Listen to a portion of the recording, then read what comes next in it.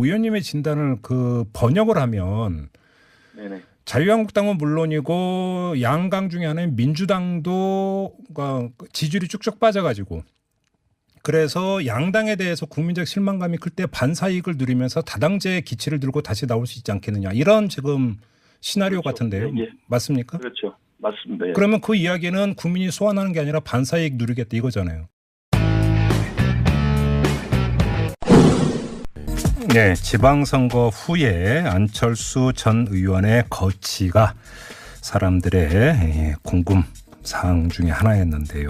오늘 그 주인공 안철수 전 의원이 문화일보와의 인터뷰를 통해서 이야기를 한 게 있습니다. 크게 세 대목이 있는데요. 첫째, 2012년 9월에 대선 출마를 선언한 이후 지금까지 제대로 복귀를 해본 일이 없다. 그래서 나를 돌아볼 때가 됐다. 이 한마디를 했고요. 이어서 국민이 다시 부를 때까지 물러나 있겠다. 그리고 마지막 한마디. 국민이 다시 소환하지 않는다면 정치에 복귀하지 못할 것이다. 이런 말을 했습니다. 어떻게 읽어야 되는 걸까요? 궁금한데요. 자, 안철수 전 의원의 측근으로 통하는 분입니다. 문병호 전 의원 연결해서 얘기 나눠보겠습니다. 여보세요. 네, 안녕하세요. 네, 안녕하세요. 오랜만입니다. 예, 오랜만입니다. 네. 네네. 그냥 거두절미하고 안철수 전 의원의 오늘 문화일보 인터뷰 내용을 어떻게 해석을 하세요? 뭐 국민들 상식 수준에서 판단했다고 봅니다. 네. 국민들께서나 당원들께서는 이제 안철수 전 대표께서 네. 좀 충전하시고 일선에서 후퇴하시기를 바라는 게 다수 여론 같아요. 네. 아마 그런 의견에 따라서 그렇게 결정을 할 것이 아닌가 그렇게 판단이 됩니다. 한마디로 정리하면 정계 은퇴는 아니고 이선 후퇴 정도다 이렇게 해석을 하면 되는 건가요? 예, 재충전을 위한 이선 후퇴라고 봐야죠. 이선 후퇴. 그러면 언젠가는 다시 일선으로 돌아온다 이런 뜻이 여기에는 깔려 있는 거잖아요. 그렇죠. 예. 혹시 관련해서 안철수 전 의원하고 얘기 나눠보신 적 있으세요, 의원님? 최근에는 제가 얘기를 많이 못 나눴습니다. 그래요. 그러면 이선으로 후퇴 있는 동안에 어디서 뭘 할지는 뭐 구체적으로 아직 뭐 이야기되고 있는 건 없는 거고요. 지금 제가 뭐 알기로는 이제 해외 나가 계시는 거하고 네.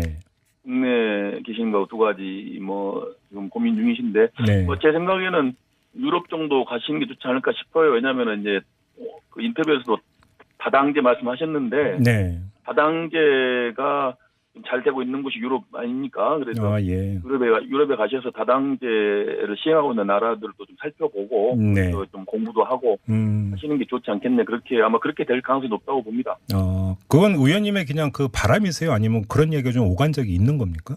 제 바람이기도 하고 또 그런 의견들이 많은 것 같아요. 옆에서 얘기하는 사람들이. 예.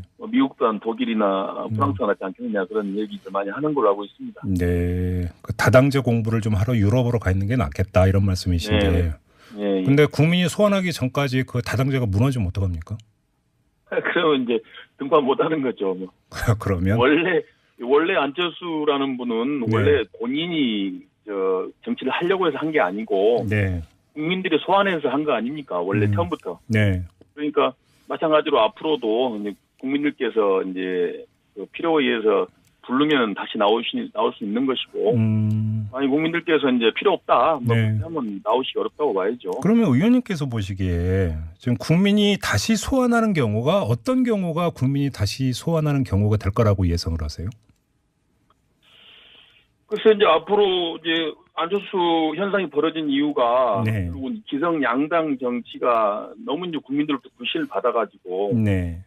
국민들이 이제 정말 지긋지긋해서 새로운 메시아를 원한 거 아니겠습니까? 뭔가 기성 정치를 바꾸고 국민 중심 정치를 할 수 있는 사람을 원한 건데 그분이 이제 안철수로 선택이 된 건데 지금까지 이제 그런 국민들의 기대에 부응하지 못했어요. 네. 근데 지금 어쨌든 간에 이제 뭐 문재인 대통령 인기가 높고 또 민주당이 상당히 지금 그 여론조사에서 상당히 이제 높은 지지율을 보이고 있는데 네. 앞으로 또 이제 또 기성 양당이 또 이제 추락하고 뭔가 제3의 어떤 선택이 필요해질 때가 올 겁니다. 저는 네. 그게 뭐 곧바로 뭐 올 걸로 보는데 네. 그때 가서 이제 국민들께서 다시 안철수라는 분이 그래도 필요하다 뭐 그렇게 생각이 되시면 다시 또 부르지 않을까 생각이 되고요. 네. 만약 다른 대안이 나타나면은 아마 또 뭐 안 부르는 상황도 될 수 있겠죠. 그러면 미래형은 좀 이따 다시 여쭤보도록 하고요. 네네. 이번 그 지방선거에서 확인된 것은 국민이 부를 생각이 별로 없다라는 게 확인이 된 거잖아요. 서울시장 선거에서 3등을 하셨으니까. 그렇죠. 지금 상태는 그렇다고 봐야죠. 그걸 어떻게 해석을 하세요? 왜 그러면 2등도 아니고 3등을 했다고 그러니까 그 판단을 하는지 이거부터가 좀 얘기가 돼야 될 것 같은데요. 일단 뭐 제가 볼 때는 이제 그 국민들께서 어떤 제3의 어떤 흐름, 네. 새로운 정치를 하기를 바라고 안철수를 부르고 또 국민의당의 약진을 가져왔지 않습니까? 예, 예. 그 후로 국민 중심 정치, 민생 정치, 또 기득권을 혁파하는 정치를 제대로 하질 못했어요. 예. 그러다 보니 계속 이제 추락을 한 거고. 네. 결국 결정적인 것은 이제 바른미래당과의 합당, 바른미래당을 만든 것이 결국은 이제 궤도 이탈했다고 저는 봅니다. 아, 의원님도 그렇게 보세요? 예. 네, 저는 일찍이 그 얘기 했습니다만 궤도 이탈을 했다. 그러니까 그리고 이제 제3의 어떤 흐름을 기성 양당과는 다른 제3의 정치를 하라고 새로운 정치를 하라고 국민들이 그 기대를 하고 불러냈는데 예. 결국은 이제 어찌 보면 기존의 양당 체제로 다시 회귀하는 듯한 그러한 흐름이 된 거예요. 네. 그러다 보니까 약간 보수 쪽에 그 흐름을 갖다 보니까 이제 국민들로부터 이제 상당히 외면받았고, 그러니까요. 다른 예. 정당과의 합당이 그 정말 정치 공학적인 합당으로 평가가 된 거죠. 정말 가치를 위한 합당이 아니고 네. 정치 공학적인 선거를 위한 합당이 되다 보니까 심판을 받은 거고요. 그다음에 이제 선거 전략적으로 보더라도 이제 공천 갈등이나 후보 단일화 전술 이런 것들이 상당히 이제 간표 요인이 됐다고 봅니다. 네, 지금 의원님께서 그 바른미래당 창당, 그러니까 바른정당과 국민의당의 통합 자체가 선거를 위한 통합이었다 이렇게 지금 규정을 하시네요, 의원님. 그렇죠. 결과적으로 그렇게 된 거죠. 그러면 거기서 좀 그 하나만 더 질문 드릴게요. 그러니까 지방선거 이전에 어떤 그 분석이 많이 나왔었냐면 네네. 안철수 전 의원이 바른정당과의 통합을 통해서 가져가려고 했던 것은 결국은 자유한국당의 어떤 지리멸렬한 상황을 염두에 두고 지방선거에서 상당한 소기의 성과를 거둔다라고 한다면 자유한국당이 상당 부분을 견인해 들어가면서 보수에 오히려 대안이 되는 이런 걸 꿈꾸고 있는 게 아니냐라는 분석이 있었거든요. 근데 지방선거에서 그렇죠. 3등을 함으로써 이 시나리오조차 무너지면서 오갈 데가 없어졌다. 그래서 결국은 일단 이선 후퇴로 가는 것 아니냐 이런 해석이 나올 수도 있는 것 같은데 어떻게 보세요? 뭐 그렇게 됐죠 결과적으로. 근데 네. 애시당초 자유한국당을 괴멸시키고 보수의 대안 세력이 되겠다 하는 것 자체는 뭐 사실 그것도 한국 정치 발전이라고 봅니다 저는. 네. 그렇게 됐으면 좋았죠. 네. 근데 저는 애시당초 그 목표 자체가 달성되기 어려웠고요. 그리고 이제 바른 정당과 통합해서 바른미래당이 됐는데 바른미래당이 창당돼갖고 한 게 아무것도 없어요. 네. 의제를 만들거나 사람을 새로 수혈하거나 예. 자유한국당과 더 국민들로부터 지지를 받을 수 있는 걸 한 게 없거든요. 네. 그러니까 결국은 자유한국당 이길 수가 없는 거죠. 결과적으로. 뭐 열심히 잘해도 될똥말똥한 일이었는데 사실 네. 저런 것에서 바른미래당을 왜 만들었는지 국민들이 이해를 못하는 상황이었는데 네. 얼마나 비교가 되겠느냐 그런 비판을 많이 했었습니다. 알겠습니다. 그럼 이번에 미래형으로 이제 다시 국민이 그 소환하는 일이 있을까는 궁금합니다만 아무튼 만약에 그런 일이라고 하는 걸 지금 의원님의 진단을 그 번역을 하면 네네. 자유한국당은 물론이고 양강 중에 하나인 민주당도 지지율이 쭉쭉 빠져가지고 그래서 양당에 대해서 국민적 실망감이 클 때 반사이익을 누리면서 다당제의 기치를 들고 다시 나올 수 있지 않겠느냐 이런 지금 시나리오 그렇죠. 같은데요. 예. 맞습니까? 그렇죠. 맞습니다. 예. 그러면 그 이야기는 국민이 소환하는 게 아니라 반사이익 누리겠다 이거잖아요. 단순히 반사이익 갖고는 안 된다는 게 이미 입증이 된 거 아닙니까? 그러니까 안철수 현상이라는 게 사실 그런 거였죠. 반사이익이었죠. 반사이익이었는데 결국은 이제 자기 가치나 자기 비전을 만들지 못하다 보니까 네. 그 흐름을 이어가지 못했거든요. 네. 그래서 일단 뭐 저는 안철수 정치인을 필두로 한 제3의 정치혁명은 실패했다고 저는 봅니다. 아 그렇게 그러니까 결론을 내렸습니까 의원님 네, 개인적으로? 저는 결론을 내렸습니다. 실패했다고 보고 예. 다만 이제 안철수 정치인이 정말 이제 성찰의 시간을 제대로 가져가지고 네. 정말 변화해서 국민들이 바라는 그러한 정치인으로 변신됐을 때는 네. 새로운 기회가 올 걸로 봅니다. 좀 의원님께서 개인적으로 그렇게 못하면 어렵죠. 의원님께서 그렇게 개인적으로 실패했다고 결론을 내리셨다고 말씀하시니까 네네. 그러면 좀 이렇게 하지 않겠느냐라는 전망이 아니라요. 한때 이제 그러니까 그 옆에 계셨던 분으로서 이렇게 하십시오라고 만약에 조언을 하거나 고언을 하거나 충고를 한다면 어떻게 해주시겠습니까? 안철수 전 의원에게. 여지가 있다. 과감한 변신을 해야죠. 하나부터까지 다 바꿔야죠. 모든 것을 바꿔야죠. 어떻게 변신하는 건데요? 가치, 어떤 정치 철학이나 어떤 노선도 바꿔야 되고요. 네. 또 사람도 바꿔야 되고. 네. 모든 것을 다 바꿔 새로 나타나야 한다고 보는데 새로 나타났을 때 국민들께서 다시 한번 이제 기회를 줄 수 있다고 보는데. 네. 다만 뭐 그동안에 뭐 한 6년간의 어떤 정치 실험이 결국 이제 저는 실패로 돌아갔고. 아니 그 지난 6년간에 참 여러 번 변신했던 거 아닙니까? 안철수 전 의원은? 변신 안 했죠, 별로. 안 했다고요? 제가 볼 때 변신 안 했죠. 그래요? 그러니까 그 안 대표 말씀대로 복귀를 안 했다고 그랬지 않습니까? 예. 복귀를 안 했으니까 변신 안 한 거죠. 복귀를 해야 내가 뭘 추구했고 어떤 목표를 갖고 움직였고 또 어떤 실패를 했고 그것이 복귀가 돼야 변화가 되는 거 아니겠습니까? 그러니까 지금 의원님 말씀은 그러니까 본인의 변신은 없었고 정치적 포지션만 자꾸 바꿔왔다 이런 말씀이신가요? 그런 셈이죠, 결과적으로. 예. 그래요. 봅니다. 예. 그래서 결국은 이제 흐름 자체가 계속 이제 내리막길을 걸었는데 네. 제가 여러 차례 말씀드렸어요. 어떤 반전의 기회를 잡아야 된다. 아니 반전의 여지가 있다고 보세요? 솔직히. 지금 이제 저건 뭐 크게 변하지 않으면 어려운 상황에 처한 거죠, 지금은. 그러니까 본인이 이제 크게 변화돼서 나타나야 되는데. 네. 그게 이제 우리 안 대표님의 그 과제고 정치인으로서 앞으로 다시 부활하기 위한 전제라고 봐야 됩니다. 알겠습니다. 의원님께서 개인적으로 그러니까 실패했다고 이제 결론을 내렸다고 말씀인데 그런 결론을 내리게 된 가장 결정적인 계기가 뭐였어요, 의원님 개인적으로는? 아니 뭐 정치라는 게 결국 선거를 위해 선거 때 심판 받는 것인데. 네.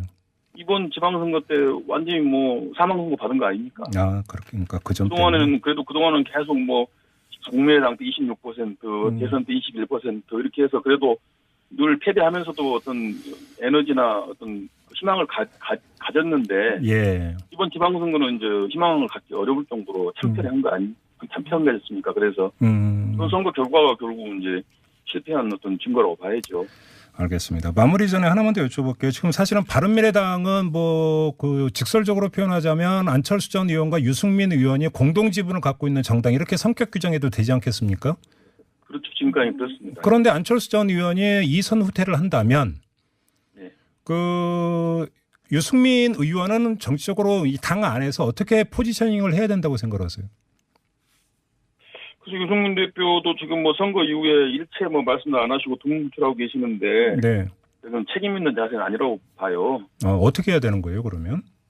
그러니까 이제 애시당초 사실 이제 유승민 대표의 개혁 보수 노선 자체가. 예. 국민의당의 어떤 새로운 정치 노선하고 좀 맞지 않았던 겁니다. 애시당초부터. 그러니까 사실은 그 두 당이 합당해서는 안 되는 상황이었어요. 예. 이제 무리하게 선거 때문에 무리하게 합당을 한 건데 그게 국민들에게 이제 그게 정확하게 읽혀서 심판을 받은 거죠. 네. 근데 유승민 대표도 이제 어떤 새로운 정치 노선을 갈 건지 개혁 보수 노선을 고수할 건지 그걸 고민해야 됩니다. 그래서 개혁 보수 노선을 고수할 것 같으면 예를 들어서 저 같은 사람도 거기에 동의를 못 해요. 예. 그렇습니다. 그러니까 그거에 대해서 좀 더 정확한 노선 정리를 해야 되고요. 앞으로 정치를 어떤 공간에서 어떻게 해야 될지 고민을 하셔야 되고. 네. 또 접점이 맞아야 정치하는 거 아니겠습니까? 그런 점을 좀 더 고민해서 앞으로 이제 나타나셔야 한다고 생각합니다. 알겠습니다. 의원님 말씀 여기까지 들을게요. 고맙습니다. 네, 고맙습니다. 네, 지금까지 문병호 전 의원과 함께했습니다. 본인이 정치를 하려고 해서 한 게 아니고 네. 국민들이 소환해서 한 거 아닙니까? 원래 처음부터. 네. 그러니까 마찬가지로 앞으로도 국민들께서 이제 필요에 의해서 부르면 다시 나올 수 있는 것이고, 아니 국민들께서 이제 필요 없다, 네. 하면 나오시기 어렵다고 봐야죠. 그러면 의원님께서 보시기에 지금 국민이 다시 소환하는 경우가 어떤 경우가 국민이 다시 소환하는 경우가 될 거라고 예상을 하세요? 글쎄 이제 앞으로 이제 안철수 현상이 벌어진 이유가 네. 그리고 기성 양당 정치가 너무 이제 국민들로부터 불신을 받아가지고. 네. 국민들이 이제 정말 지긋지긋해서 새로운 메시아를 원한 거 아니겠습니까? 뭔가 기성 정치를 바꾸고 국민 중심 정치를 할 수 있는 사람을 원한 건데 그분이 이제 안철수로 선택이 된 건데 지금까지 이제 그런 국민들의 기대에 부응하지 못했어요. 네. 근데 지금 어쨌든 거는 이제 뭐 문재인 대통령 인기가 높고 또 민주당이 상당히 지금 그 여론조사에서 상당히 이제 높은 지지율을 보이고 있는데 네. 앞으로 또 이제 또 기성 양당이 또 이제 추락하고 뭔가 제가 얘기를 많이 못 나눴습니다. 그래요. 예. 그러면 이선으로 후퇴 있는 동안에 어디서 뭘 할지는 뭐 구체적으로 아직 뭐 이야기되고 있는 건 없는 거고요. 지금 제가 뭐 알기로는 이제 해외 나가 계시는 거하고 네. 국내 계시는 거 두 가지 뭐 지금 고민 중이신데 네. 뭐 제 생각에는 유럽 정도 가시는 게 좋지 않을까 싶어요. 왜냐하면 이제 그 인터뷰에서도 다당제 말씀하셨는데 네. 다당제가 잘 되고 있는 곳이 유럽 아닙니까? 그래서 아, 예. 유럽에 가셔서 다당제를 시행하고 있는 나라들도 좀 살펴보고 네. 좀 공부도 하고 하시는 게 좋지 않겠네. 아마 그렇게 될 가능성이 높다고 봅니다. 그건 의원님의 그냥 그 바람이세요? 아니면 그런 얘기가 좀 오간 적이 있는 겁니까? 뭐 제 바람이기도 하고 또 그런 의견들이 많은 것 같아요. 옆에서 얘기하는 사람들이 예. 미국보다는 독일이나 프랑스가 낫지 않겠느냐 그런 얘기들 많이 하는 걸로 알고 있습니다. 네. 그 다당제 공부를 좀 하러 유럽으로 가 있는 게 낫겠다 이런 말씀이신데. 네. 예. 근데 국민이 소환하기 전까지 그 다당제가 무너지면 어떡합니까? 그러면 이제 등판 못 하는 거죠. 뭐. 그러면 원래 안철수라는 분은 네. 원래 제3의 어떤 선택이 필요해질 때가 올 겁니다. 네. 그게 뭐 곧바로 뭐 올 걸로 보는데 네. 그때 가서 이제 국민들께서 다시 안철수라는 분이 그래도 필요하다 뭐 그렇게 생각이 되시면 다시 또 부르지 않을까 생각이 되고요. 네. 만약 다른 대안이 나타나면은 아마 또 뭐 안 부르는 상황도 될 수 있겠죠. 그러면 미래형은 좀 이따 다시 여쭤보도록 하고요. 네네. 이번 그 지방선거에서 확인된 것은 국민이 부를 생각이 별로 없다라는 게 확인이 된 거잖아요. 서울시장 선거에서 3등을 하셨으니까. 그렇죠. 지금 상태는 그렇다고 봐야죠. 그걸 어떻게 해석을 하세요? 왜 그러면 2등도 아니고 3등을 했다고 그러니까 그 판단을 하는지 이거부터가 좀 얘기가 돼야 될 것 같은데요. 일단 뭐 제가 볼 때는 이제 그 국민들께서 어떤 제3의 어떤 흐름, 네. 새로운 정치를 하기를 바라고 안철수를 부르고 또 국민의당의 약진을 가져왔지 않습니까? 예, 예. 그 후로 국민 중심 정치, 민생 정치, 또 기득권을 혁파하는 정치를 제대로 하지를 못했어요. 예. 그러다 보니 계속 이제 추락. 의원님의 진단을 그 번역을 하면 네네. 자유한국당은 물론이고 양강 중에 하나인 민주당도 지지율이 쭉쭉 빠져가지고 그래서 양당에 대해서 국민적 실망감이 클 때 반사이익을 누리면서 다당제의 기치를 들고 다시 나올 수 있지 않겠느냐 이런 지금 시나리오 그렇죠. 같은데요. 예. 맞습니까? 그렇죠. 맞습니다. 예. 그러면 그 이야기는 국민이 소환하는 게 아니라 반사이익 누리겠다 이거잖아요. 네, 지방선거 후에 안철수 전 의원의 거취가 사람들의 궁금 사항 중에 하나였는데요. 오늘 그 주인공 안철수 전 의원이 문화일보와의 인터뷰를 통해서 이야기를 한 게 있습니다. 크게 세 대목이 있는데요. 첫째, 2012년 9월에 대선 출마를 선언한 이후 지금까지 제대로 복귀를 해본 일이 없다. 그래서 나를 돌아볼 때가 됐다. 이 한마디를 했고요. 이어서 국민이 다시 부를 때까지 물러나 있겠다. 그리고 마지막 한마디. 국민이 다시 소환하지 않는다면 정치에 복귀하지 못할 것이다. 이런 말을 했습니다. 어떻게 읽어야 되는 걸까요? 궁금한데요. 자, 안철수 전 의원의 측근으로 통하는 분입니다. 문병호 전 의원 연결해서 얘기 나눠보겠습니다. 여보세요. 네, 안녕하세요. 예, 안녕하세요. 오랜만입니다. 예, 오랜만입니다. 네. 네네. 그냥 거두절미하고 안철수 전 의원의 오늘 문화일보 인터뷰 내용을 어떻게 해석을 하세요? 뭐 국민들 상식 수준에서 판단했다고 봅니다. 네. 국민들께서나 당원들께서는 이제 안철수 전 대표께서 네. 좀 충전하시고 일선에서 후퇴하시기를 바라는 게 다수 여론 것 같아요. 네. 아마 그런 의견에 따라서 거취 결정을 할 것이 아닌가 그렇게 판단이 됩니다. 한마디로 정리하면 정계 은퇴는 아니고 2선 후퇴 정도다 이렇게 해석을 하면 되는 건가요? 예, 재충전을 위한 2선 후퇴라고 봐야죠. 2선 후퇴. 그러면 언젠가는 다시 1선으로 돌아온다 이런 뜻이 여기에는 깔려 있는 거잖아요. 그렇죠. 예. 혹시 관련해서 안철수 전 의원하고 얘기 나눠보신 적 있으세요, 의원님? 최근에는